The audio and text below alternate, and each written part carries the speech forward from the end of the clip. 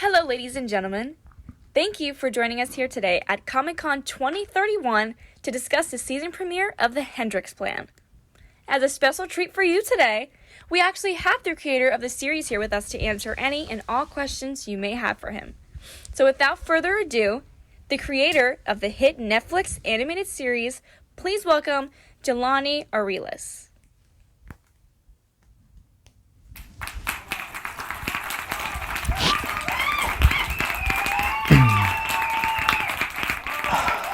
Hello everyone. If I'm being honest, I did not expect this much people to have shown up here today. This is insane. But thank you for being here. This is the season 2 premiere of The Hendrix Plan, streaming on Netflix. And I'm here to answer questions, so I'm not gonna waste any more time. So if you got a question, hit me. Let's start with you. What's up? Hey, Jelani, huge fan. I just wanted to say that I love your series so far, and the direction you're taking is amazing. Thank you. What made you want to get into cartooning? Thank you. That means a lot. This is actually an easy question to answer. So I've always been into storytelling. Ever since I was in 4th grade, actually, I started this comic book series called Danny Stickman, and it was about this little kid who would skateboard and just getting all sorts of shenanigans and stuff like that. I would always draw them out. I loved doing it. I would show my family and my friends. Eventually, I upgraded to drawing actual cartoon characters. And I drew this one character named Cole Light. And he had like electricity powers. He controlled lightning. And I was like making this show where it was just him and his friends solving or fighting crime, and I thought it was so cool. I would post pictures onto my Instagram back in 2014. I drew him in 2013, so that's when I had the idea. When I was 11 in 6th grade, and my friends would make fun of me for posting it, but I really didn't care, and I don't care now because now it got me here with the season 2 premiere of a show I never thought was gonna air or never thought was gonna exist. So it got me to where I am today, and I'm just completely grateful for that. But as I grew up, I started to realize that the show that I'm making it's not quality. It's amateur. It's not what I want. It's not my end goal. It's not what I want to do. So I scrapped it because I wanted to start something for all ages, something that's more mature, something that anyone can watch. And that was my sole purpose. My purpose was to make a show, a 2D animation that transcends all ages, and that would be on either streaming or on cable television by the time I was 30. And so I'm 29 now. I just made it, so I'm so grateful for that. So that's how I got into this industry. I'll get you in the back. Hello, Jelani. I just want to say that you're a huge inspiration to me. Thank you. I want to know, what do you do as an animation director? Okay, so as an animation director, a lot goes into it. It is difficult. I'm not gonna say it's easy, but it's very difficult, but you have to have the passion for it. If you don't have the passion for it, there's no point in doing it. But if you love it like I do, and you want to reach that goal, and you want to get to that level, that certain level of like Netflix execs looking at you, looking at your work, looking at your portfolio, you gotta put in the work. But so what we do is, well, first you gotta come up with the idea first. So I came up with the Hendrix Plan. That was my idea. So after you have the idea, you gotta pitch it. So I pitched mine to Netflix. You can pitch it wherever you want, but I pitched it to Netflix. So they greenlit it. Thankfully, they greenlit it. I was so lucky for that. And after they greenlight it, you gotta assemble your crew. So I got colleagues from Full Sail, and I got people from other projects I used to work on. brought them together. You need many different components. You need obviously the animation director. You need storyboard artists. You need voice actors. You need background artists. People who do character work.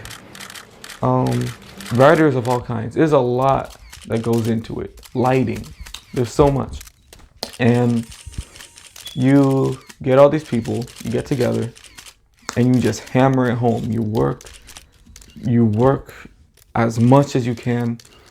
We have 40-hour work weeks, which is pretty standard, but sometimes it bleeds into the weekend, and that can be tough. But as long as you have the end goal in your head and the outcome, there's no problems with it. You'll get through it. You just gotta keep fighting through.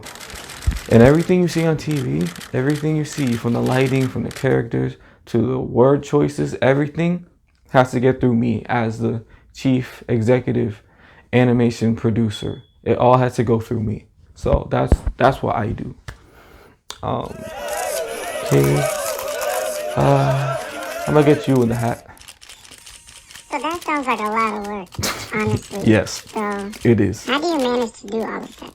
Yes, it is a lot of work, and I will say sometimes it does seem difficult to manage, but not all the time.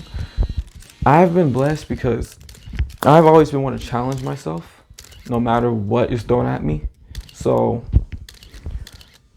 it's whatever you put at me, especially something that I love and something that I really want to see the outcome, like my show. You just block out everything. You have to get it done. Just put your head towards it. That's what I do. I put my head toward it, and I just know why I'm doing it. And so I'm lucky because, okay, actually about 10 years ago to this day, I was in this class called New Student Experiences at Valencia. And we took this test called the Clifton Strengths Test. And you took the survey, and once you pass the survey, it gives you your 5 top strengths. My top strengths were, if I remember correctly, futuristic, deliberative, competitive, analytical, and restorative. Now, if you don't have those traits, the animation industry will eat you alive. It's tough out there. But once you get in groove with it, once you don't let nobody take you down, and you just grind and you compete with yourself and you challenge yourself, it will start to come naturally. So I'm lucky enough that I had that trait, and that I'm always pushing forward, always looking to the future, always analyzing everything in a situation, making sure everything is perfect. That's just how I am. So that's just how I've been able to manage everything that I'm doing. I'll take one more question. I'll take you right here. You've been looking like you wanted me to answer a question for a while. What's up? Hello, Jelani. I look up to you because I also want to make my own show on Netflix one day. And I just want to know, what are the educational steps that I need to take? Okay, once again, thank you. That means the world to me. That's a tough question. I don't have a direct answer for you. There's many different paths, but the path that I took, I'll just tell you what I did. So, as you know, I went to Valencia. I was going to pursue my associate's in arts degree. In this class, New Student Experiences, once again, we got to find out what we have to do to reach our career path with this one assignment called the academic blueprint. So once you do that assignment, in that assignment, it gives you all the paths and all the keys you need to reach the career you want. And in doing that assignment, I figured out that I needed my bachelor's in animation. And I figured out Valencia doesn't have a bachelor's in animation. So I was looking for other places that had that. And I figured out that I wanted to go to Full Sail University, which was, or is, a school that focuses solely on the fine arts, and they have a great animation program over there.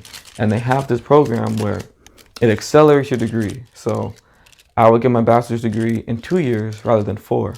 And that really pulled me in. The only thing was that this school was $100,000, and I didn't have that at the time.